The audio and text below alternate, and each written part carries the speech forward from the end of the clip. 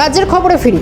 মুর্শিদাবাদের খড়গ্রামে বন্যা পরিস্থিতি, বন্যায় প্লাবিত হয়েছে প্রায় 12টি গ্রাম। প্রশাসনের তরফে কোনো সাহায্য মিলছে না, অভিযোগ জীবনের ঝুঁকি নিয়ে নৌকা করে যাতায়াত চলছে। একবার সেই ছবি দেখাবো। জল যন্ত্রণার মধ্যে দিন কাটছে মুর্শিদাবাদের খড়গ্রামের বাসিন্দাদের। এই হচ্ছে মুর্শিদাবাদের খড়গ্রামের ছবি। এলাকার মানুষ তারা ত্রাণের জন্য হাহাকার করছেন। মুর্শিদাবাদের খড়গ্রামে বন্যা পরিস্থিতি, একের পর এক গ্রাম, 12টা গ্রাম কমসে কম প্লাবিত বলে জানা যাচ্ছে। টেলিফোন লাইনে রয়েছেন এবং সরাসরি খড়গ্রামের ছবিটা তুলে ধরবেন ভিক্টর বন্দ্যোপাধ্যায়, আমাদের প্রতিনিধি। ভিক্টর, একবার ছবিটা তুলে ধরো যে 12টা গ্রাম যেভাবে বন্যা কবলিত হয়ে পড়েছে, ত্রাণ কিভাবে পৌঁছচ্ছে তাদের হাতে, বাসিন্দারা কি বলছেন?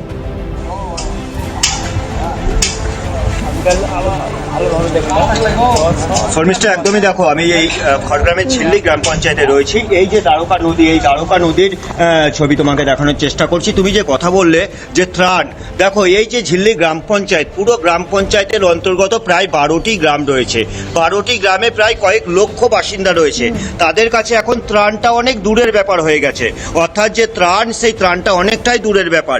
তারা এখন চাইছে 8 থেকে 80 বাড়ির পড়ুয়া, বাচ্চা, কচি কাঁচা, তাদের যাতায়াত, অর্থাৎ এই যে নদীর ওই পারের যে গ্রামগুলো, তোমাকে যে নদী দেখাচ্ছি, সেই নদীর ওই পারের যে গ্রাম, সেই গ্রামের যে কোনো মানুষ, যারা স্কুল পড়ুয়া, যারা হসপিটালাইজ বা যারা নিত্যদিনের জন্য বেরোবে, তুমি দেখতে পাচ্ছ একটি নৌকা আসছে মাত্র। এই একটি নৌকায় এই পুরো 12টি গ্রামের কয়েক লক্ষ বাসিন্দাদের এখন ভরসা। জানাচ্ছে কথা যাতে এই একটি নৌকার পাশাপাশি আরো একটি নৌকা পাওয়া যায়, এই ব্যবস্থাটুকু যদি সরকার করে দিত অনেকটা উপকার হতো। যদিও দেখা যাচ্ছে এখানে আসার পরে কি না, এই যে একটি নৌকা, এই নৌকাটি কিন্তু আজকে থেকে বন্ধ হয়ে যেত। তার কারণ এই নৌকাতে যে জ্বালানির জন্য যে তেল ভরা হয়, সেই তেলের ব্যবস্থা কোথায় থেকে আসবে?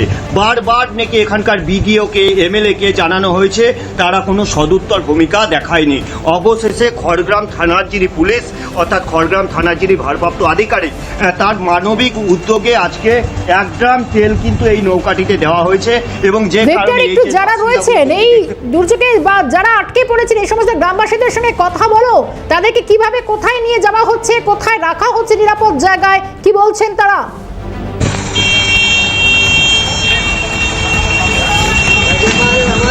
একদমই দেখো, পুরো বাসিন্দাদের বক্তব্য আমি তোমাকে চেষ্টা করবো। কীভাবে যাতায়াত করছেন বা এই যে নৌকা একটা প্রাণীর ঝুঁকি, কী বলবেন? সাংঘাতিক কষ্টজনক মানুষ যার যেখানে প্রান্ত বাড়ি থেকে লোকে যেতে হয়, ছোটো লোক আছে, লোক পাল্টি হয়ে গেলে এইসব অনেক কিছু বিষয় আছে। কতদিন ধরে এরকমভাবে জলের তলায় আছে?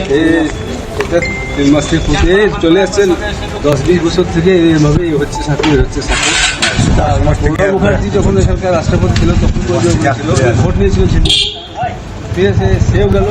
তারপরে গেল এইভাবে মাছটা প্রলোভন দিয়ে পঞ্চায়েত থানার পক্ষ থেকে একদম তেল দিয়েছে।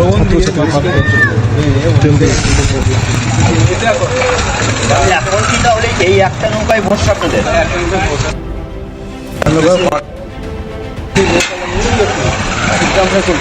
কখন হয়তো 1 ঘন্টা 2 ঘন্টা খেলবে একটা খাওয়া, বিরাট একটা মানে বিপজ্জনক অবস্থায়।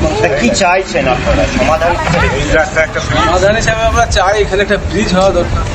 একটা ফুট ব্রিজও যদি হয়, মানুষের চলাচল করতে পারে, যে বাইক সাইকেল বেয়ে দিয়ে আপনার কি নাম আপনার? নাম? আচ্ছা, একটা কথা জানতে চাইছি, এখানে তো তৃণমূল এমএলএ এবং তৃণমূল এমপি অর্থাৎ শাসক, তিনিও সব কিছুই শাসক দলের, কিন্তু তারপরেও আপনাদের এই প্রতিশ্রুতি বা এই যে অসুবিধায় তাদের ভূমিকা, তাদের ভূমিকাটা কি? ভূমিকা কিছুই নাই। কতদিন ধরে এইভাবে বন্যার জলে আসে? 3 মাস ধরে আছে। কতগুলো গ্রাম আছে? 20-22টা গ্রাম আছে। সবাই এই একটাই রাস্তা, একটাই। এইভাবেই অর্থাৎ শর্মিষ্ঠা, তুমি ছবিটা কিন্তু সম্পূর্ণ বুঝতে পারছো। গ্রামের বাসিন্দারাও একই কথা বলছে যে পুরো একদম 10-12টা গ্রামের যে বাসিন্দা, তাদের ভরসা যেমন দাঁড়িয়েছে এই একটা নৌকাতে।